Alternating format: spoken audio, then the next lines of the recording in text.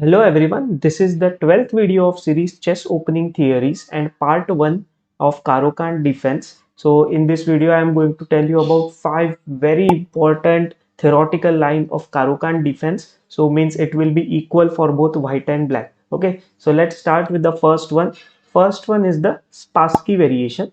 So it starts with the move pawn to e4, c6, d4, d5, knight to c3, pawn takes, knight takes, then bishop f5, then knight to g3, bishop g6, pawn h4, pawn to h6, then knight f3, knight d7, pawn to h5 attacking the bishop. So bishop goes back to h7, then bishop d3.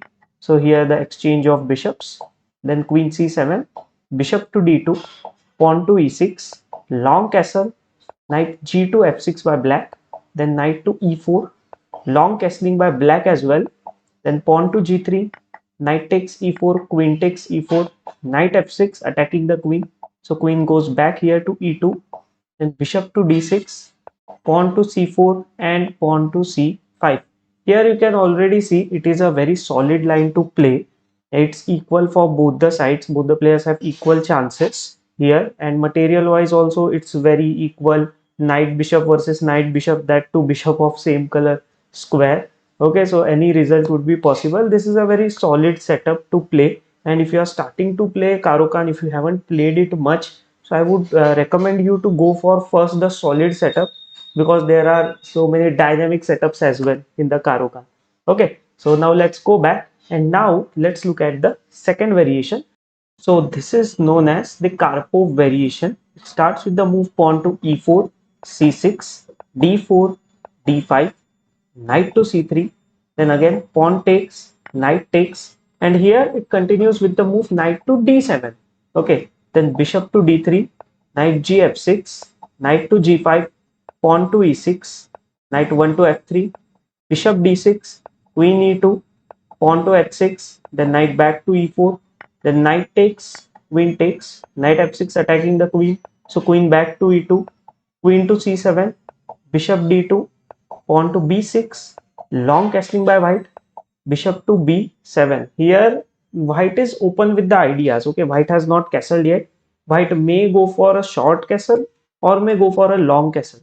So if it goes for a short castle, then it's going to be a very dynamic game, because then it will be a game of opposite side castling, and then it could be like anything could happen. But in this position currently it's equal, playable for both the sides, and all the three results are possible here. Okay, and if black goes for long castle as well, so I feel this would be bit dynamic game, because there is a bishop pair for both the sides on the board. So like both the players will try to create something. Okay, so now let's go back and look at the third variation. This is known as the main line of the Caro-Kann.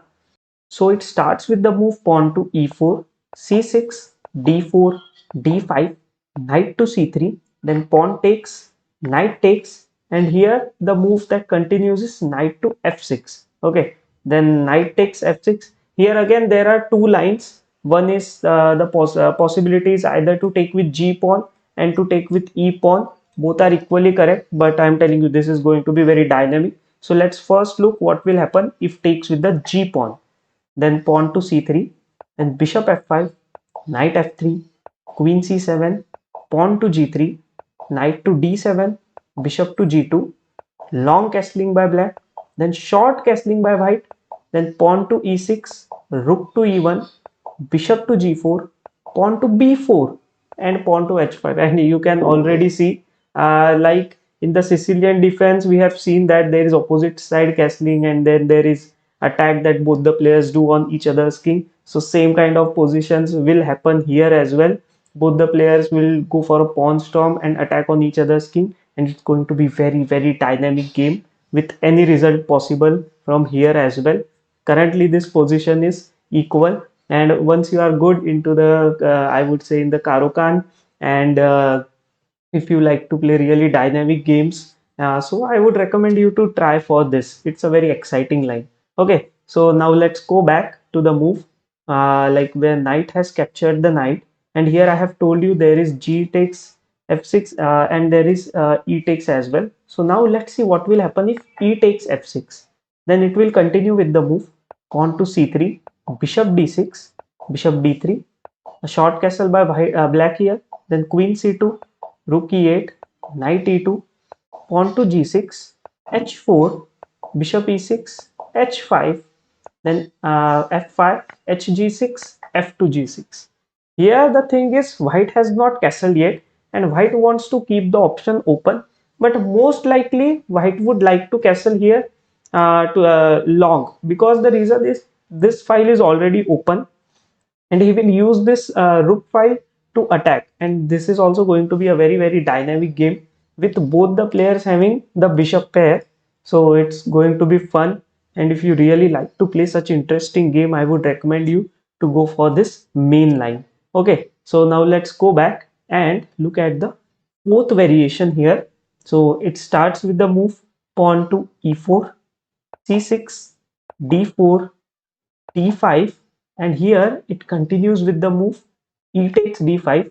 So the thing is, I would like to know in the comments what is the name of this variation that you guys will tell me now. Okay, so then c takes d5, pawn to c4, knight f6, knight c3, knight to c6, bishop to g5, bishop e6, pawn to a3, queen d7, b4, d takes c4, bishop takes f6 first, then g takes, pawn to d5, forking knight and bishop, but long castle by black, and then here white continues with bishop to c4. Here the thing is, if white takes any of the pawn, then it won't be good, because if pawn takes, then queen takes will come with a check, queen will be under attack by the rook. So let's say even if he blocks with the queen here, then there are like ideas to play the move like knight to e5 and then to come on d3, and it's going to be very dynamic, and it would be, I feel it would be good for black.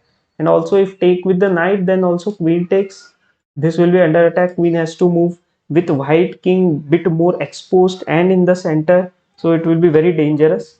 So it's good for white to continue with bishop takes c4, then let's say knight e5 attacking the bishop, so bishop to b5, queen to c7 attacking the knight. Okay, so this is the theory of the fourth variation, the name that you are going to tell me.